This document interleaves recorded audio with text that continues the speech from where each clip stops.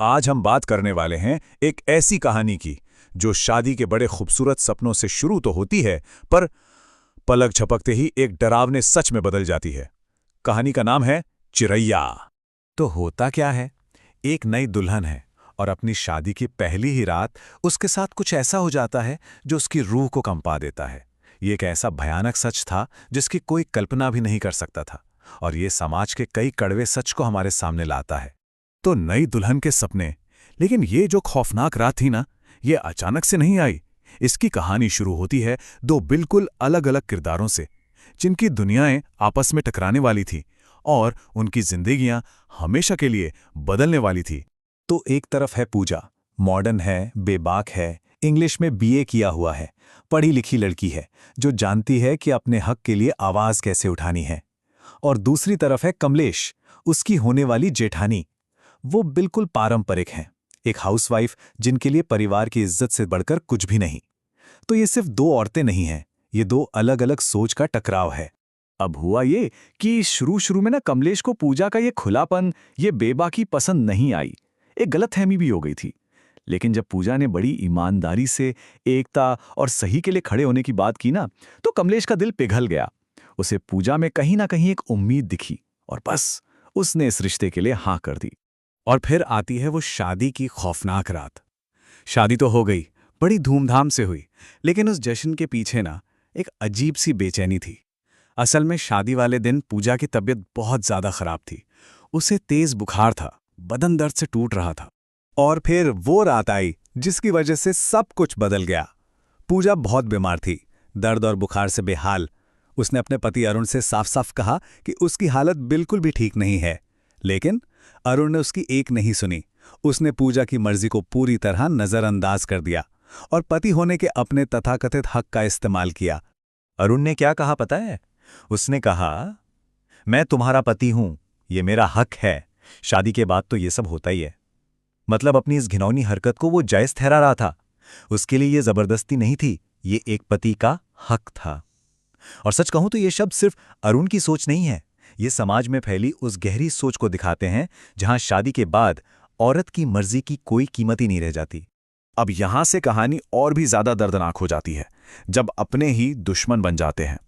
इस हादसे के बाद पूजा मदद की उम्मीद लेकर उन लोगों के पास गई जिन पर उसे सबसे ज्यादा भरोसा था, लेकिन उसे हर दरवाजे पर सिर्फ धोखा मिला, खामोशी मिली। वो बिल्कुल अकेली पड़ गई। तो देखिए उसने क्या क्या किया। सबसे पहले तो उसने अपने पति अरुण से बात की, पर उसे कोई पछतावा ही नहीं था। फिर उसने अपनी जेठानी कमलेश को देखा और क्या सुना कि वो तो सच्चाई से ज्यादा परिवार की इज्जत को बचाना चाहती है। और फिर जब वो अपनी आखिरी उम्मीद अपनी मां के पास गई ना, तो वहां भी उसे परिवार की इज्जत और गरीबी का वास्ता देकर चुप करा दिया गया। सोचिए जरा उसकी अपनी मां ने क्या कहा। पति पत्नी के बीच ये सब तो होता ही है, शादी की है तो ये सब तो निभाना ही पड़ेगा, इसी से तो परिवार और वंश आगे बढ़ता है। शायद अरुण की हैवानियत से भी ज्यादा तकलीफ देने वाले ये शब्द थे। और ये दिखाता है कि कैसे समाज का प्रेशर, लोग क्या कहेंगे का डर, एक मां को अपनी ही बेटी की सुरक्षा से ज्यादा जरूरी लगने लगता है। अब जब हर तरफ से दरवाजे बंद हो गए तो पूजा के पास लौटने के सिवा कोई चारा नहीं था। लेकिन ये जुल्म, ये यही नहीं रुका, ये बार बार होता रहा और एक दिन हैवानियत की हर हद पार हो गई।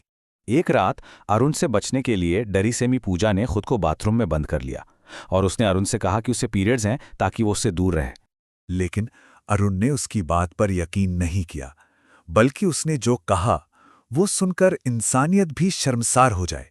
उसने कहा कि दरवाजा खोलो, उसे चेक करना है। सोचिए, उस एक पल में पूजा के बचने की जो आखिरी उम्मीद थी वो भी खत्म हो गई। और उसी खौफ में, उसी बेबसी और लाचारी में पूजा की नजर बाथरूम में रखी एक ब्लेड पर पड़ी। और इसके बाद जो हुआ, उसने इस कहानी को सबसे दर्दनाक मोड़ दे दिया। अब कहानी पहुंचती है अस्पताल, और यहीं सच का आईना सबके सामने आता है, खासकर कमलेश के सामने।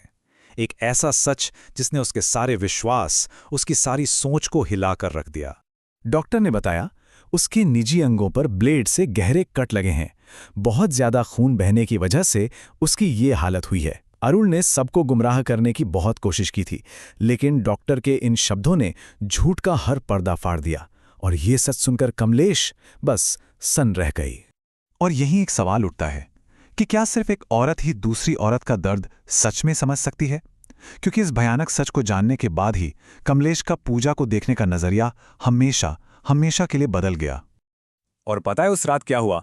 कमलेश ने खुद पूजा के दर्द को महसूस करने की कोशिश की। वो उसी ब्लेड को अपनी स्किन पर रखती है, लेकिन एक हल्की सी चुभन भी बर्दाश्त नहीं कर पाती। और बस उसी एक पल में उसे एहसास हो जाता है कि पूजा ने किस बेइंतहा खौफ का सामना किया होगा। तो अब आगे क्या होगा? सच तो सामने आ चुका है और कहानी एक बहुत ही अहम मोड़ पर है। अब किरदारों की जगहें बदल चुकी हैं। तो सवाल ये है कि यहां से उनकी लड़ाई किस तरफ जाएगी? तो देखिए, अब सिचुएशन क्या है। पूजा बच गई है और कमलेश उसे अस्पताल से घर ले आई है। कमलेश, जो कभी उस पर शक करती थी, अब उसकी अकेली रक्षक है, उसकी ढाल है। अरुण, जिसे कोई पछतावा नहीं है, उसे उसके बुरे बर्ताव के लिए अस्पताल से भगा दिया गया है। यानी अब ये दोनों औरतें उस जालिम के खिलाफ एक साथ खड़ी हैं। तो अब जब पूजा अकेली नहीं है, उसके पास एक साथी है, तो उसे अगला कदम क्या उठाना चाहिए? क्या अब चुपचाप सहने की बजाय इंसाफ के लिए लड़ना मुमकिन है? पूजा को अब क्या करना चाहिए? यही वो सवाल है जो इस कहानी को एक बहुत ही जरूरी